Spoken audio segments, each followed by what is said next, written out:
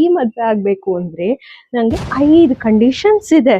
ಅಪ್ಪ ಅಪ್ಪ, ನಿಮ್ಗೊಂದ್ good news, ನಾನು ಈ ಮದ್ವೆಗೆ ಒಪ್ಕೊಂಡ್ಬಿಟ್ಟೆ. ಹೌದಾ, ನನ್ ಚಿನ್ನ ನೀನು. ಆದ್ರೆ ಈ ಮದ್ವೆ ಆಗ್ಬೇಕು ಅಂದ್ರೆ ನಂಗೆ 5 ಕಂಡೀಷನ್ಸ್ ಇದೆ. 5 ಮಗಳೇ, 50 ಹೇಳು, ಎಲ್ಲಾನು ಮಾಡ್ತೀನಿ. ನಾನು ಮದ್ವೆ ಆಗ್ಬೇಕು ಅಂದ್ರೆ ಬರೋಬ್ಬರಿ 2 ಕೆಜಿ ಚಿನ್ನ ಹಾಕ್ಬೇಕು ನೀ ನನ್ಗೆ. 2 ಕೆಜಿನ? 1 ಗ್ರಾಮ್ ಗೋಲ್ಡ್ಗೆ ಎಷ್ಟು ರೇಟು ಅಂತ ಗೊತ್ತೇನೆ ನಿನ್ಗೆ? ಎಲ್ಲ ನಿಮ್ಮ ಅಮ್ಮನ ತರ ಆಗ್ಬಿಟ್ಟಿದ್ಯಾ. ಅತ್ತೆ ಮನೆಗೆ ಹೋದ್ಮೇಲೆ ನನಗೆ ಓಡಾಡೋದಿಕ್ ಕಷ್ಟ ಆಗ್ಬಾರ್ದಲ್ವಾ, ಅದಕ್ಕೋಸ್ಕರ ನೀ ನನಗೆ ಒಂದು ಕಾರ್ನ ಗಿಫ್ಟ್ ಮಾಡ್ಬೇಕು. ಓ, ಓಡಾಡೋ ಕಾರು? ನಾನೇನೆ ಕಾಲಲ್ಲಿ ಓಡಾಡ್ತಾ ಇದ್ದೀನಿ ಕಾಸಿಲ್ಲ ಅಂತ. ಮತ್ತೆ ಹನಿಮೂನ್ಗೆ ನಂಗೆ ಪ್ಯಾರಿಸ್ ಟ್ರಿಪ್ಪೇ ಮಾಡ್ಬೇಕು.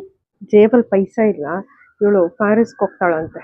ಮದ್ವೆಗೆ ಅಡ್ಗೆ ಮನೆ ಎಣ್ಣೆಯಿಂದ ಹಿಡಿದು ಎಲ್ಲವೂ ಸಹ ಇಂಪೋರ್ಟೆಡ್ ಆಗಿರ್ಬೇಕು ಪಾಪ ನನಗೆ. ಮನೇಲಿ ಹಾಲ್ ತರಕ್ಕೆ ಕಾಸಿಲ್ಲ, ಇವಳಿಗೆ ಇಂಪೋರ್ಟೆಡ್ ಆಯಿಲ್ ಅಂತೆ. ಅಂದ್ರೆ ನಾನ್ ಮದ್ವೆ ಆದ್ಮೇಲೆ ಯಾರನ್ನು ಖರ್ಚಿಗೆ ದುಡ್ಡು ಕೇಳಬಾರ್ದು. ಮತ್ತೆ ನನಗೂನುವೆ ನನ್ ಗಂಡನಿಂದ ಫ್ರೀ ಟೈಮ್ ಬೇಕಾಗುತ್ತೆ.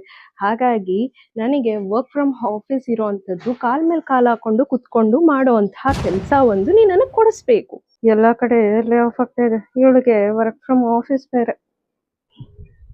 ಪಾಪ ಪಾಪ, ಏನ್ ಪಾಪ ಯೋಚನೆ ಮಾಡ್ತಾ ಇದ್ದೀರಾ? ಏನಿಲ್ಲ ಮಗಳೇ, ಅದು ನಮ್ ಸರ್ಕಾರದವರು ಒಂದು ನಿರ್ಧಾರನ ತಗೊಂಡ್ಬಿಟ್ಟಿದ್ದಾರೆ. ಅದು 1 ವರ್ಷದವರೆಗೂ ಯಾರು ಗೋಲ್ಡ್ ತಗೋಬಾರ್ದಂತೆ ಮಗಳೇ. ಜೊತೆಗೆ ಫಾರಿನ್ ಟ್ರಿಪ್ಸ್ ಗಳನ್ನು ಅವಾಯ್ಡ್ ಮಾಡಿ ಅಂತ ಹೇಳಿದ್ದಾರೆ.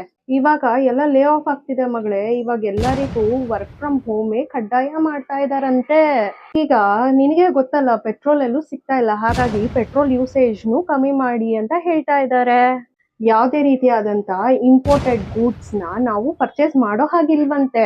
ಏನಮ್ಮ ಮಾಡೋದು, ಸರ್ಕಾರದವರು ತಗೊಂಡಿರುವಂತ ಈ ಒಂದ್ ನಿರ್ಧಾರದಿಂದ ಈ ತರ ಎಲ್ಲ ತೊಂದರೆ ಆಗ್ತಾ ಇದೆ.